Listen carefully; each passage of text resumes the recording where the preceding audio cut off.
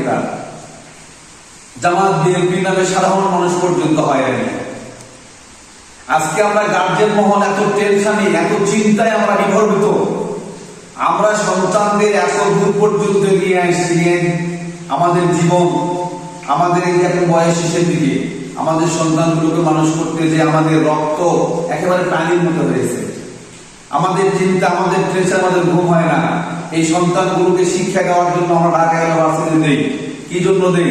দেশের জন্য। কেউ এসপি হবে, কেউ ডিসি হবে, কেউ ম্যাজিস্ট্রেট হবে, কেউ উকিল হবে, কেউ মুক্তার হবে, কেউ আলিম হবে, কেউ কাজী হবে। তারা এই যে পড়াশোনা করার জন্য গেল, আর পড়াশোনা করতে যে এই জাতিকে উপহার দিল লাশ। আর আমরা কি পেলাম? আমরা পেলাম সন্তান হারা বাবা।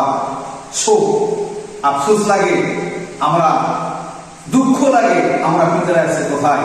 আমি জোর দাঁড়িয়ে বলতে চাই, আর একটি সন্তানের গায়ে